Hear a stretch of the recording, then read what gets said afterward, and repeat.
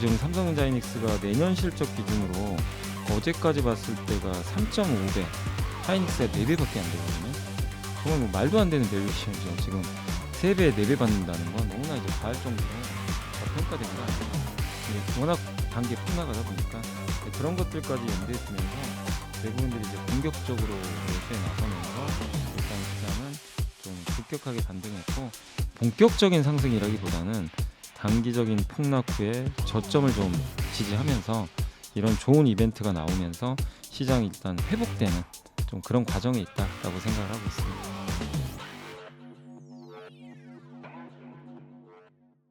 물론 제도약은 언젠간 하겠지만 지금은 좀 시간은 걸릴 것 같아요.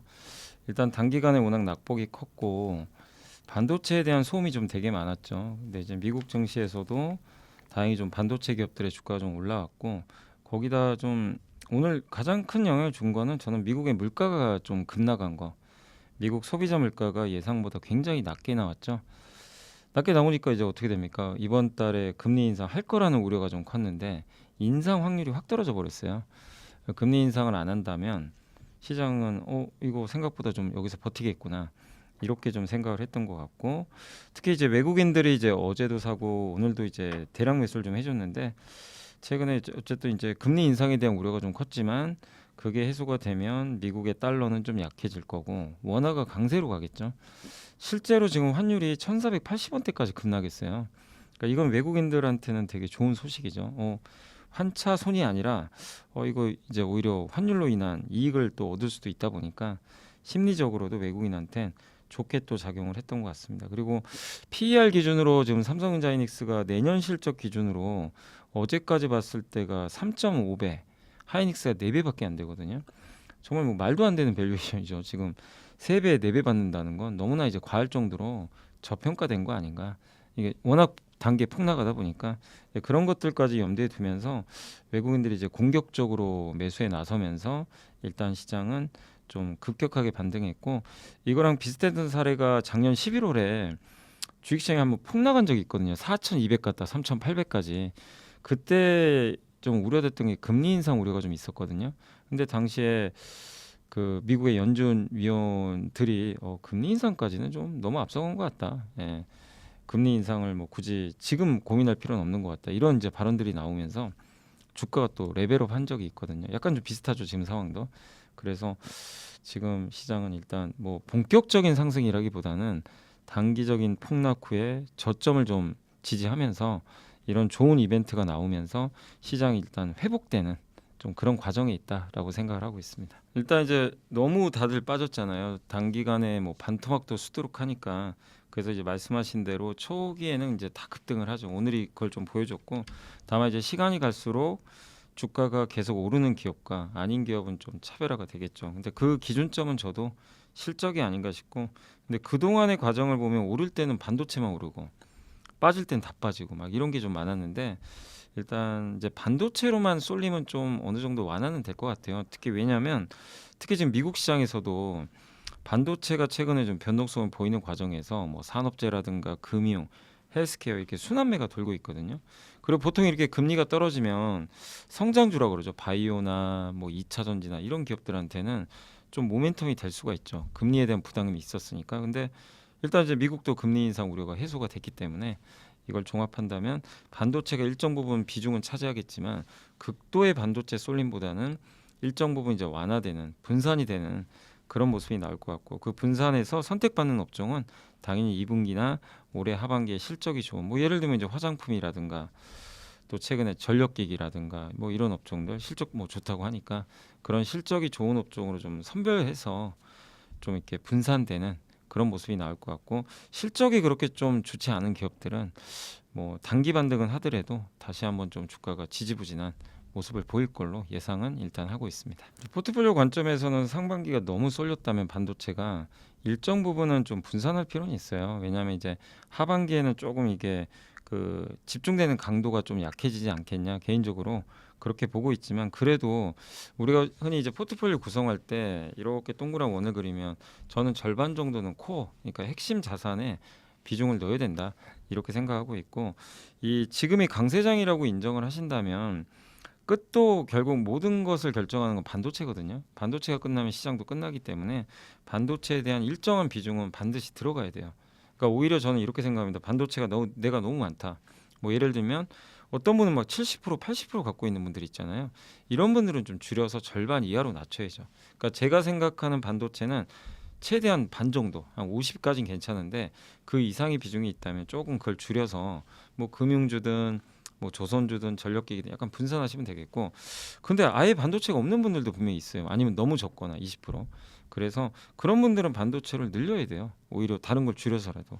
그러니까 이게 내가 어떻게 지금 종목을 갖고 있냐에 따라서 달라지지, 무조건 반도체를 늘려야 된다, 줄여야 된다, 이건 아닙니다. 근데 저는 기준점은 한 반 정도, 반 정도를 AI 반도체라든가 여기 AI 산업과 관련된 기업으로 포트를 좀 꾸려놔야, 지금 사이클은 누가 뭐래도 AI가 이끄는 사이클이고, 특히 미국이 AI 인프라 투자를 많이 하니까 거기에 관련된 기업들이 시장을 저는 끝까지 책임질 거로 보거든요. 그래서 그쪽에 관련된 대표 기업인 이런 반도체를 뭐 반 정도는 좀 가지고 있는 게 좀 낫지 않나. 다만 이제 운영의 묘를 좀 살리기 위해서 삼성전자, 하이닉스만 그동안 반도체로 좀 봤다면 소부장도 좀 넣으시면 좋아요. 여기 반도체 쪽에 일부러 좀 넣어주는 거죠. 뭐 반도체 장비나. 왜냐면 앞으로 반도체 공장을 좀 많이 지을 거거든요. 그러면 낙수 효과가 이 소부장으로 가니까. 그래서 약간 이제 반도체 안에서도 일부 좀 분산은 좀 필요하지만 전반적인 비중은 저는 반도체는 50 정도는 한번 좀 가져가시는 게 좋지 않을까라고 생각을 하고 있습니다. 일단 이제 우리나라 본주도 변동성이 크지만 ADR은 변동성이 더 큰 것 같아요. 왜냐하면 전체 주식의 2.4%밖에 안 되거든요. 그러니까 물량이 작아요. 작기 때문에 조그마한 매수 매도에도 당연히 등락은 커질 수밖에 없는 것 같고, 그리고 이제 우리나라는 이미 이제 단일 종목 레버리지 ETF가 출시가 돼 있지만 이 SK하이닉스 ADR을 이제 기초 자산으로 한 그 ETF는 없었잖아요. 근데 이제 이번에 그 대거 출시가 됐습니다. 그러다 보니까 이제 새롭게 ETF가 나오면 ADR에 대해서 이거 설정을 해야죠. 현물을 좀 매수도 하고 포지션을 구축해야 되는데 이게 물량이 적잖아요. 이게 주식수가 많지는 않다 보니까. 근데 이제 처음 설정하다 보니까 이 일단은 매수가 좀 들어왔겠죠. 근데 이 매수가 조금만 들어와도 이 약간 어떻게 보면은 SK하이닉스 ADR은 품절주거든요. 이 유통 물량이 적으니까. 그러니까 조그마한 매수에도 저는 이렇게 위가 열리지 않았나 이렇게 보여집니다. 그래서 SK하이닉스 ADR의 어떤 주가 27% 폭등은 저는 개인적으로 너무 좀 과했다. 수급에 의한 약간 오버슈팅 아니었나 이렇게 좀 생각을 하고 있습니다. 그러다 보니까 이제 하이닉스 본주도 사실 이게 그냥 그런 수급 이슈가 아니라 어떤 이제 반도체에 대한 엄청난 호재가 나와서 그걸 밤에 반영하면서 ADR이 올랐으면 하이닉스도 이만큼 올랐겠죠, 당연히.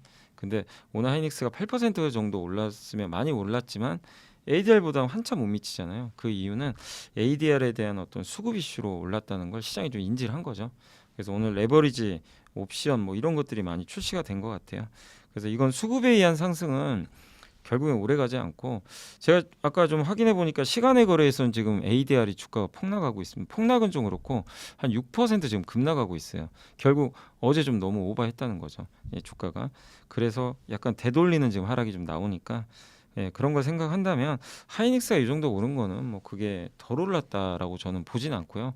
정상적인 과정에서 어느 정도 갭을 메꾸는 흐름은 나왔다. 그래서 지금은 ADR의 어떤 주가 흐름이 조금 약간 비정상적으로 이렇게 너무 급등락하는 거 아닌가 이렇게 저는 좀 생각을 하고 있기 때문에 하이닉스가 좀 뭐 덜 올랐다고 해도 그걸 좀 이상하게 바라볼 필요는 없고요. 다만 이제 본주랑 ADR랑 항상 가격 차는 좀 있을 것 같아요.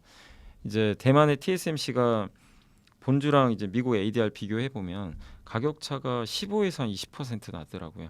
나스닥 상장액이 더 비싸게 거래가 되니까 그걸 감안한다면 하이닉스도 그 정도 아마 격차는 좀 있을 것 같아요. 그래서 본주랑 이 나스닥 ADR은 약간의 차이는 유지한 상태로, 그러나 중요한 건 방향성은 똑같이 가겠죠. 뭐 계속 오르면 하이닉스 본주가 계속 오르면 ADR도 오를 거고, 뭐 ADR하고 하이닉스가 방향을 달리 가진 않을 것 같아요. 다만 그 격차는 어느 정도 있을 수 있다는 건 좀 우리가 생각을 해야 될 것 같습니다. 이 사이클에 내년이나 내후년은 어떻게 될지 아무도 모르잖아요. 지금 메모리 업체들의 이제 가장 큰 고객사인 빅테크가 계속 지금 투자를 하는데, 이거를 이 투자가 뭐 내년 내후년에도 이어진다면 강세론자의 입장에서 보는 게 맞을 텐데 지금 빚까지 내서 이들이 투자하다 보니까 내년에는 투자가 좀 약간 줄지 않을까 이렇게 또 생각할 수도 있는 거죠. 그래서 수요에 대한 전망도 좀 약간 다를 수가 있는 것 같고 또 한투증권의 리포트는 사실 내용은 나쁜 건 아니에요. 그러니까 숫자만 보면 좀 추정치를 낮췄지만 HBM3E라고 하죠. 요거를 하이닉스가 작년 연말에 계약을 맺었는데 보통 1년 단위로 계약을 맺어요. 그래서 올해 물량을 다 완판을 했죠. 1년 동안 묶입니다, 가격이. 근데 지금 메모리 반도체 가격이 거의 2배 이상 올랐잖아요. 그 후로도. 그럼 그 가격을 HBM이 반영을 해야 되는데 못 반영합니다. 계약을 했기 때문에.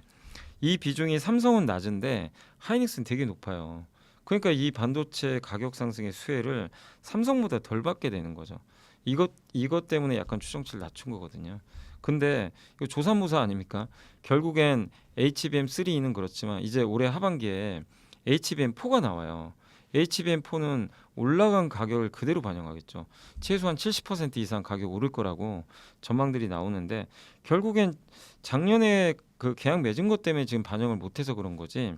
사실 앞으로 맺는 거는 가격이 급등한 상태로 거래가 될 텐데 재계약을 할 텐데 그렇게 보면 결국 저는 시점의 차이라고 좀 생각을 합니다. 근데 시장 분위기가 워낙 안 좋다 보니까 추정치가 좀 낮아지니까 이제 되게 민감하게 그걸 좀 받아들인 것 같아요. 그래서 주가가 좀 그런 부분 때문에 흔들리긴 했지만 근본적인 어떤 강세장의 논리는 저는 아직 끝나진 않았다라고 좀 생각하고 있고 일단 이제 그 기본적으로는 당연히 버텨야 되고요. 250만 원에 사셨어도 이게 그 하이닉스가 300만 원까지 갔었잖아요.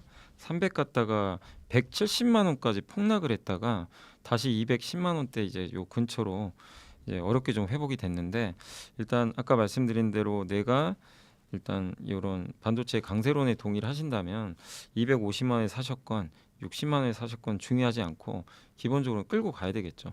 네. 근데 내가 이게 좀 비관론이 맞는 것 같다. 그렇게 결정을 하셨으면 250만 원에 사신 분이라 할지라도 지금 이렇게 당분간 좀 약간 회복이 될 것 같거든요. 이 오르는 구간에서 비중을 줄여 나가셔야 되지 않을까. 저는 좀 그렇게 보고 있고. 근데 이런 거랑 별개로 혹시 내가 레버리지 신용 매매를 좀 했다. 하시는 분들은 정리하셔야 됩니다. 신용 매매는 변동성을 감당할 방법이 없어요. 그래서 다행히 지금 주가 올라오잖아요. 그래서 혹시라도 내가 250에 샀건 230에 샀건 뭐 150만에 샀건 상관은 없습니다. 그 샀던 물량이 빌려서 산 물량이라면 좀 정리는 하셔야 될 것 같아요. 그건 좀 정리해 주시고 빚이 아니라면 저는 개인적으로는 뭐 아까 말씀드린 대로 여전히 반도체를 낙관적으로 보고 있기 때문에 끝까지 좀 보유해야 된다.